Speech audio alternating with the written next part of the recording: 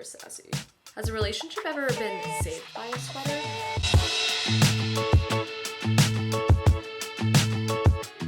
Hello! Welcome back to my channel, and it's by Mandy. My name is Amanda, and today we're celebrating hitting 5,000 subscribers on this channel with a little AMA, knit and chat, chill video. So I wanted just to take some time to say thank you for being here and supporting my channel in any capacity. I've really enjoyed my time making videos, and it's been really fun for me to have this kind of dual creative outlet. So over on Instagram a few weeks ago, I posted a question box, asked you to ask me anything about knitting, any other questions you might want to know, and we'll just like hang out. I do have a giveaway as a small token of my appreciation, so stay tuned to the end of this video to figure out how to enter. Also filmed this video 3 times now, so if it seems like I am scripted or repetitive or like a little robotic, that is why. I have answered these questions like 3 different ways out loud, and I just wasn't happy with how like the videos looked at the end. I am knitting on my Milady's dress by Vert Knit.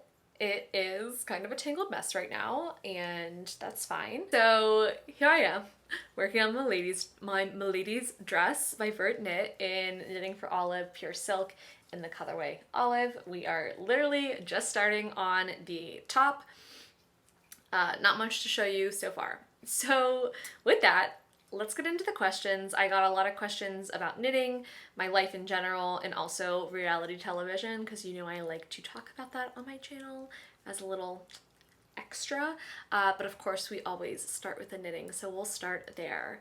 And the first question I got was English or continental knitting. And I actually think I talked about this in my last knit and chat video, but I do this. I'll just knit here for a second and you can see what I do. It's always harder to do it once you know you have the camera on, but I tension the yarn in my left hand. I hold it alongside my left hand needle. I kind of guide the stitches with my right hand, with my right index finger. So it's kind of a combination of English throwing, but with your left hand. I wouldn't say it's continental, and so I don't have a preference between the two. I have my own unique style, I guess. And I tried to learn continental just to like see, and I've experimented with it, but I don't think it's something I'll adopt like in the long term. I like my way of knitting, and I'm stubborn and I'm in my way, so I like the way that I knit. And I've just done it for so long that it's in my muscle memory at this point. So that is how I knit. I'm just slowing down as I do my increase rounds.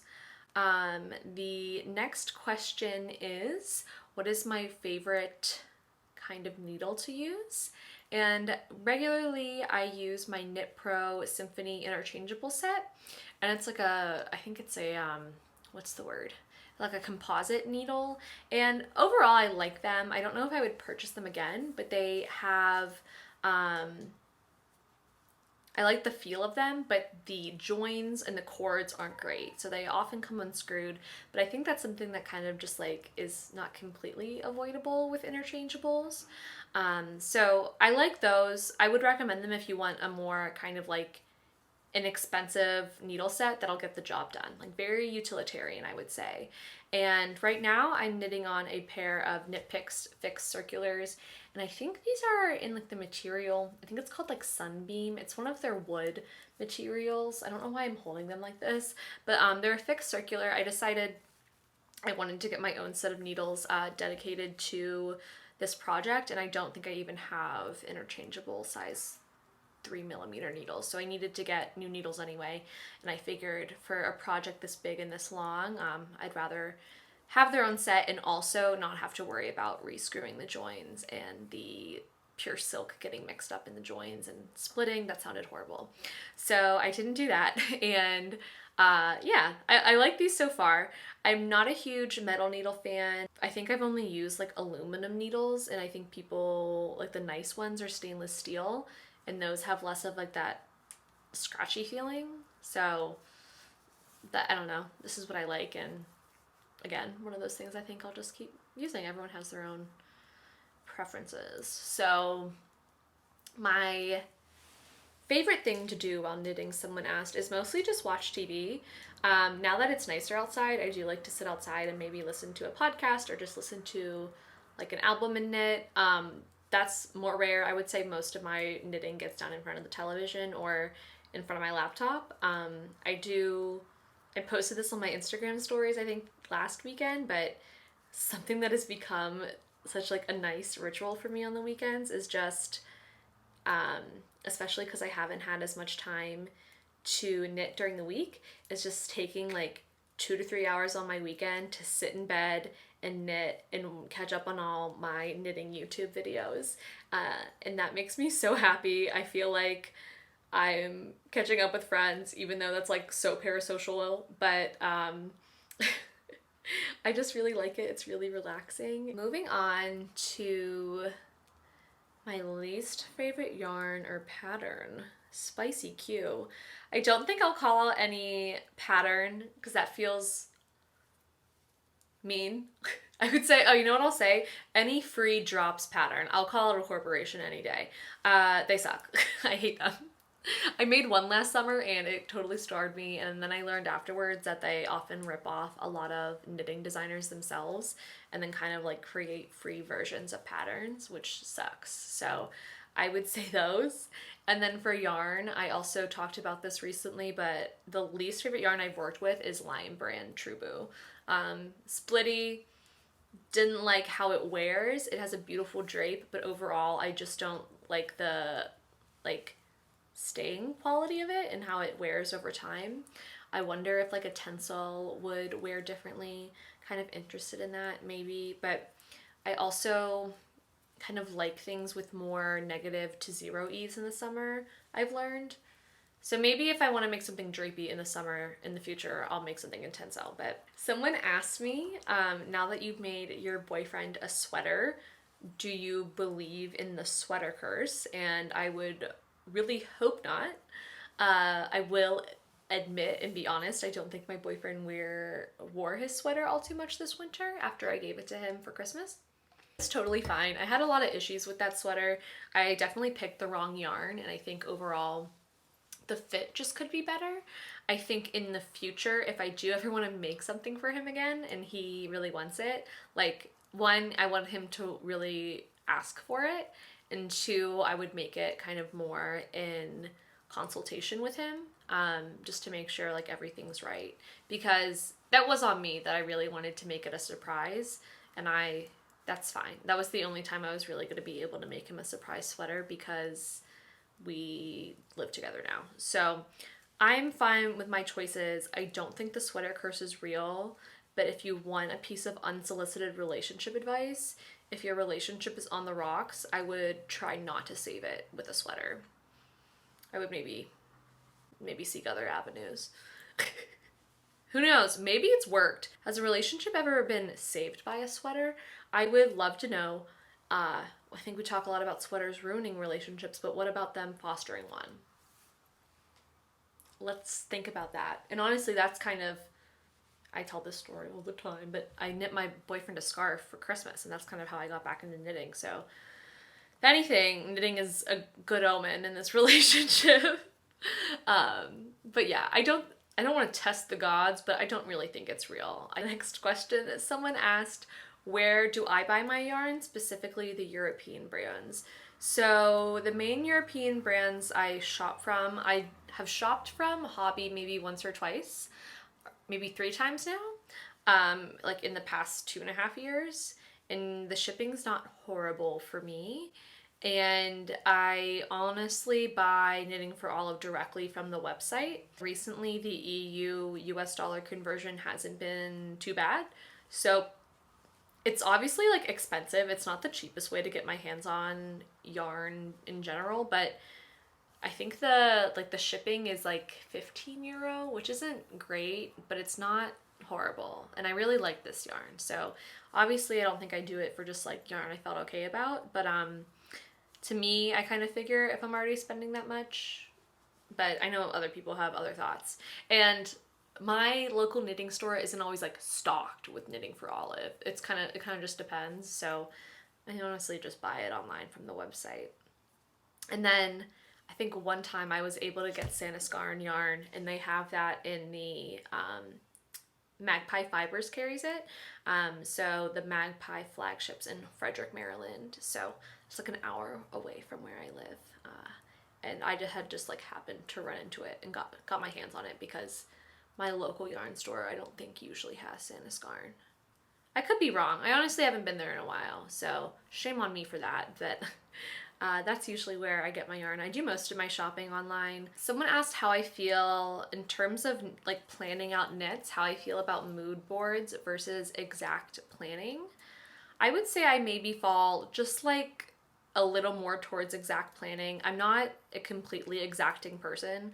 I like to give myself a little bit of flexibility, but at the same time, I have never really created a mood board, but I really like when I see other people do it. So I know like Emily from High Fiber Knits has made mood board videos, and a lot of other folks have been doing it as well for their plans.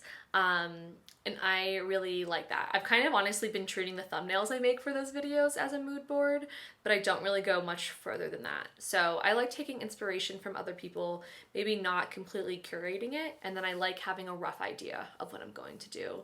But of course, always giving myself a little leniency if things change or I want to make something different. So that's kind of how I approach it. Definitely appreciate people that go through and kind of curate mood boards because I do find them to be very inspirational and can always get good ideas. But I've never been like a big Pinterest girly either, except when I was like in middle school and making a wedding board with like teal and coral cupcakes, but that's long gone. I think I actually deleted it, which is sad because that's her story. That's women in history. Anyway, I digress. Someone asked what my least favorite part of knitting is, whether that's weaving in ends, blocking, making gauge swatches. I think I see gauge swatching as a necessary evil, but I do kind of like it now, not to be such a pick-me about it. I think my least favorite thing is honestly purling through the back loop. That's my least favorite thing. I don't mind purling, but purling through the back loop sucks. I would say that's my least favorite thing. I don't mind weaving in ends. I don't like love it, but I don't despise it either. It's kind of satisfying. And I love blocking. All right. The next question is someone asked if I have plans to use mohair often in the future, and I don't. That's the short answer. I have 2 mohair sweaters now. I have 1 Surrey alpaca hat, and they're mohair held with wool, but it just doesn't jive for my climate. So it's getting warm here. I mean, it's May. It's like kind of getting more towards summer now, but it doesn't get that cold here. Like it gets cold, of course. We have all 4 seasons, but there's maybe 10 days out of the year I could wear a mohair sweater comfortably, and just in general I'm a sweaty girl, so I think I'm just like I had my time with it, and now I'm letting it exit. I'm letting it exit stage right, and I do prefer maybe a more woolly knit, a woolly sweater. I realized I've really liked my like 100% wool sweaters, like my Ingrid sweater. I love the Cascade yarn that I used for that. The Harlow V-neck that I just finished. I just love that feeling, like I think even more than a wool held with a mohair, and it also is more cost effective. That can really add up. So I appreciate all the things that mohair can do by adding a halo, kind of chilling out some more brighter colors, but for me, I'm not going to be, I think, reaching for it a lot, especially this coming season in the fall. I mean, obviously not in summer. I'm not crazy. How I balance knitting, enjoyment, and productivity? That's a great question. And when I've filmed this before and I was answering this question, I feel like I said something slightly different each time. But what I can say is something that I just try to constantly remind myself, and I say it in my videos a lot, is that this is my hobby. This should be fun. I only have so much limited free time. And literally, what is the point of stressing myself out with something that I do in my free time for my own enjoyment? That I'm like playing that on a record in my head. And I think it's also easy to say but harder to do, not falling into the comparison trap of what people are making. But I also think just the more experienced I get and the more I like know what I like, I feel kind of less caught up in the need to kind of churn things out, right? Like I think there's an element of either when you're on social media for the first time, when you're like engaging in knitting social media, it can seem like, oh my gosh, everyone's finishing all these items. And then also an element when you first start knitting that like that's all you want to do and like all you want to make. And I definitely just have some things that I don't love because of that. And I think now I know what it's like to kind of put in the work to make something that you don't really like. It's easier to let go of that idea of making things just to make them. So those are just like a few things I try to keep in mind. Again, like this should be fun, making videos should be fun, posting on Instagram should be fun. But yeah, just keeping that reminder in the back of your head, I think that really helps. And at the end of the day, like you're knitting for yourself, you're not knitting for other people unless you physically are knitting for other people, but like you're not being creative for the sake of engagement or content or productivity, because just in general, your productivity is not tied to your worth at all. So just subscribe to that meta level of thinking and you'll be fine. I mean, kind of. It's not the answer. So, this yarn is quite tangled. We got untangled. Okay. Moving on. I think I only have one more. This is kind of knitting related, kind of not. It's more about my channel. So someone asked how I got started with my channel and what motivated me to get started. I think the motivator was just wanting to share out with other knitters and be able to connect with people on this level. In a way, sometimes it's one-sided because of course I am just like talking to a camera and then getting feedback that people comment and share. But I will say I feel like I've learned a lot by being able to share this way versus maybe just sharing on Instagram. And from a strictly numerical standpoint, I've been able to reach more people because I have more subscribers here than I do have followers on Instagram. So that's been really great, and I think a big motivator for me to keep making content as well. And how I got started, I don't think it's much different than maybe like anybody else that you hear that makes a YouTube channel. I don't think I'm like delivering proprietary information here. I'd film on my phone. I edit on iMovie. I use a plug-in mic for my phone. I can link it if you're interested. And content-wise, what I really wanted to make wasn't everything I made in this year video. I wanted to have that kind of diary. I wanted to see if I could edit it all together. And now I have 2 of those videos, and they're my favorite thing that other people make. It's my favorite thing to make at the end of the year. And I think those videos in general, just having that kind of like collection and that year in review of all the hard work and all the stitches put in, that was kind of my creative spark to really get started. So that's how I ended up here in front of you talking to you, and again, thanks for being here. Really appreciate it. And let's move on to some of the more like living questions, kind of more related just to like my life and things like that, if you want to. Someone asked what it's been like living with my boyfriend, and it's honestly been great. I was expecting more of a drastic adjustment period, but it's been really fun, and like I'm just really happy, honestly. There's really not much more else to say than that. So, and I know it's only been 5 months, but like so far so good. And then someone also asked if I could talk about my cat, Sassy, and share her adoption story. So of course I would love to talk about that. Finish this row and I'll pull her in for some FaceTime with her fans. Someone did comment on my last video. They were like, "Where's Sassy?" And I was like, so fair. She was so wrong of me. That was really wrong of me to not have her in the video. So anyway, I had a family cat growing up. His name was Parker. He was very sweet. He passed away in 2021. And I always knew I wanted to get a cat, like as an adult, but wanted to wait until I had enough money and I was living in a place that allowed pets. There were a few times where I thought about it, but I ended up not.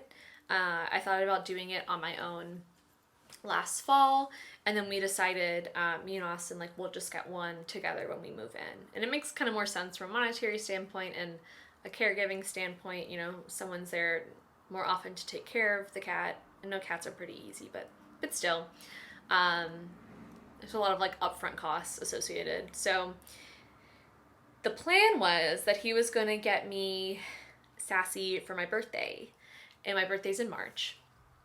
But then it was like a month right before my birthday, and he was like, "What?" It was a Saturday morning. We're sitting in, sitting in the living room, having our coffee, like planning out our day.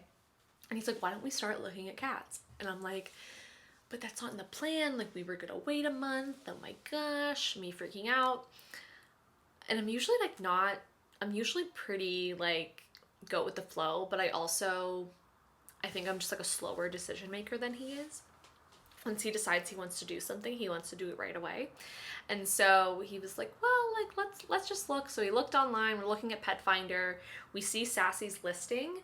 It says that she is a lap cat extraordinaire, and I was like, okay. There was an adoption event in a pet store in our neighborhood, close to our neighborhood. So he's like, "Well, why don't we just like go to the adoption event, and then we can like go on with the rest of our day. We can just like see the cats." I'm like, okay, we'll just see the cats. We go, we meet Sassy. She goes straight to my boyfriend, gets into his lap, like comes over to me for snuggles. And we're talking to the woman, and she said that another family was interested in her, but they couldn't take her for another week. And because they're a small rescue, like they told them that if someone comes, they can take Sassy before them, so they can open up spots for other cats, so they can be taken off either like euthanized lists or taken from shelters that are full. So we're like, okay, got us in the heart there. And also, like, we kind of gotta get her now if we want her. So we go out, we, like, go conference outside the pet store, and I'm like, "What do you think? Like, will we take her home today?" And he's like, "I guess. I really like her. I really, really like her." And I'm like, okay, well, this is the cat. Like, we're getting this cat. Like, it's happening. There's not often, I think, that my boyfriend speaks to me with such conviction that I'm like, okay, we're doing it, okay? So I'm like, we're getting the cat, cool. The woman, like, we go around the pet store, we get the litter box, get the litter, get toys, all different types of food, and we take her home. And that's basically it, and she's sleeping right here on her little ledge, and she's like, "Hey, don't do that." This is our sweetest girl in the world. This is little Sassy. And I know you've seen her, and she's just been an angel.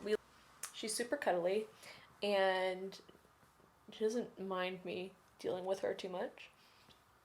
Super cuddly. She sleeps in between us every night. She's just really playful and fun.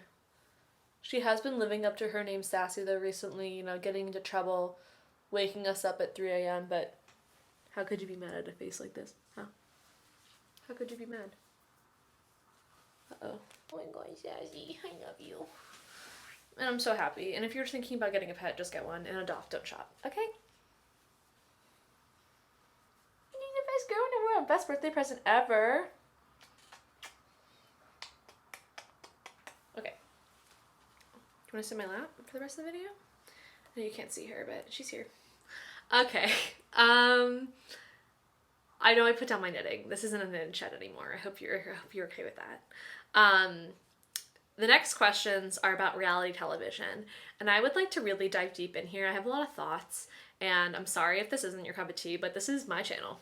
So you can make your own channel and not talk about reality television. I'm kidding. You're welcome to stay here. Understand if you don't want to watch this. So questions were mostly about Vanderpump Rules, and she's like, please stop. Oh, she's going, So questions were mostly about Vanderpump Rules and Love is Blind. I know I've kind of missed the boat here on Love is Blind. And people also asked for recommendations. Maybe we can start with recommendations and kind of like work our way down from there about my thoughts. So I am a complete Bravo head. Love Bravo shows. They're my favorite. I love Real Housewives. I think New York and Potomac are probably my favorite cities. And the Ultimate Girls trips have been really fun if you have Peacock. Vanderpump Rules is probably one of the greatest television shows of all time. Did I say reality television shows? No, I meant actual television shows of all time. It's basically a case study on narcissism and like fame hunger. It's fascinating and also dark. And the thing with Vanderpump Rules is no one is good. There is not one wholly good person. Everybody is extremely flawed. I think it's actually one of the most complex looks of humanity you can get in a unscripted reality television show. You might think I'm an idiot, and that is okay because I know the truth. These people lie to each other, they cheat with each other, they all stay friends so they can stay on the show. It's messy, it's dynamic, alliances shift. There was most recently a huge cheating scandal. There's never been a better time just to watch and to get into it. And I think the best thing about it is that it did start kind of back in the 2010s when social media wasn't as prevalent as it is today. So I think that a lot of the cast members, like of course they went on that show to get famous. I'm not denying that, but they didn't go on the show to get famous in the same way that people are going on to The Bachelor today and trying to get famous. The other great thing about Vanderpump Rules that I think transcends even like Housewives and then other like Keeping Up with the Kardashians or maybe even The Bachelor is that as all of like this drama unfolds, it's unfolding with them in real time because unlike secretive celebrities, like they're watching it all play out. Like they're having it all play out on their Instagram stories. They're posting about it. They're going on podcasts and talking about this. And there's almost this whole other like third or like second world outside of the show that plays into it. A lot of the times, a lot of the podcasts I listen to will kind of consider like social media to be like the other character or like the other housewife. And I definitely think like it plays to this cast's advantages to want to kind of air things out in the way that they do. You don't get that a lot anymore. I think people are a lot more private and it makes it fascinating. So that being said, I'm very excited for the Vanderpump Rules reunion. I am very excited that Lala and Lisa Vanderpump and Ariana were here for the White House Press Correspondents' Dinner. Someone asked me specifically about that and I loved them for it. That's amazing. And again, I talk about it a lot, but it doesn't get better, people. It doesn't get better. So moving on to not as good show in my opinion, but something that I keep up with because I'm sad, is Love is Blind. Now the past 2 seasons of that show were bad, at least the US versions. I haven't watched any other countries. I know there's a Brazil Love is Blind and a Japanese Love is Blind, but I have not watched those. So these are just the American Love is Blind. They suck. I'm sorry. I was happy though for the couples this season. Like it was actually nice to see couples get married this season. 2 couples got married last season, but it was like that woman and that guy and Matt and Colleen, and no one was happy about it. I literally can't remember Brett and the other woman's name. Anyway, what's that woman's name? It's gone. I don't know. In this season, there were like, there's a really sweet couple, Tiffany and Brett. They were like kind of the textbook, like actually in love couple. And I found that sweet. I really liked them. And then someone asked like what was my favorite couple. I think, you know, Tiffany and Brett were everyone's kind of fan favorites, but I liked Zach and Bliss.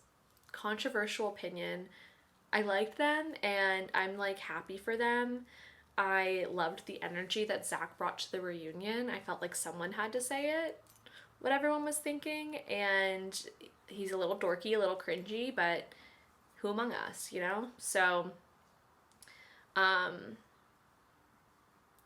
also find that I understand that every reality show is edited, but I find this show to be like frustratingly edited for the sake of storylines, and that you can only include so much footage of all of these different couples.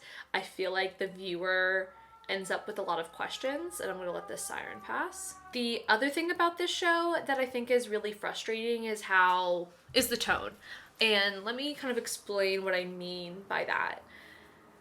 Coming from a Bravo watcher, oftentimes they don't acknowledge the fourth wall, but I think that the shows are edited in a way that it's like wink wink, nudge nudge, isn't this person funny? You know, they'll show a clip of someone like saying, I didn't say that, and then show a clip of them like 2 minutes earlier saying that exact thing. It's funny that way. But these shows like Love is Blind and The Bachelor, I feel like don't give you like a little something to go with, you know? I feel like it treats the viewer almost like they're dumb and they want you to take it very seriously. But no one's watching these shows seriously, in my opinion. Not no one, but I think it's more fun to be like having conversations like I'm having right now. Anyway, takes itself very seriously, but then I think when it comes to the reunion, yes, Vanessa and Nick Lachey make that reunion bad, but another thing that makes it bad is I think because they take that fourth wall so seriously and these storylines so seriously, like there also has to be like that kind of air of like seriousness when going into the reunions, and folks aren't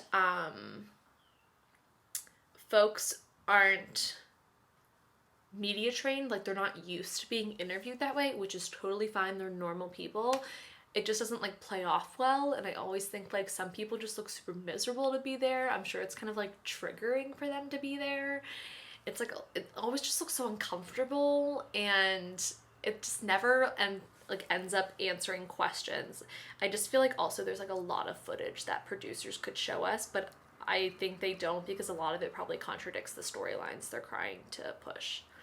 That's kind of my feeling. But either way, I think the way that Vanessa Lachey was asking women when they were having kids was disgusting. Like, stop doing that. And I don't think they're good at asking probing questions, and I also think they showed a clear bias. That's not to say that like people like Andy Cohen don't have like favorite housewives. I think he's a little bit better at hiding it. But yeah, the line of questioning just sucked, and I hope they get rid of them. They're probably in contract for a few more episodes. I know like they've already filmed some other seasons. The running joke is that they still can't cast people in Washington, D.C. for the Love is Blind season. And it's just funny. I think there's a combination of a lot of people are like either private or have jobs where they either like don't want to quit their job to do this, or like their job wouldn't let them, or like, I don't know, they have security clearances. I hate to like paint that stereotypical picture of Washington, but that's what people are saying. Who knows? So those are my thoughts. Literally anytime, just like please DM me and we can talk about reality shows. Like I want you to DM me and we can talk about knitting, but like if you could also DM me and we can talk about VPR and Love is Blind, I'd be happy to do that. So I think I'm going to end it here. With that, I would like to talk about the giveaway. So I've decided to give away a $50 gift card to a yarn store of somebody's choice. Whoever wins is be subscribed and leave a comment on this video. I will announce the winner in the next video that I post. And please, please, please, please, please be very cognizant of scammer comments. I know that there have been a lot of scam comments going on.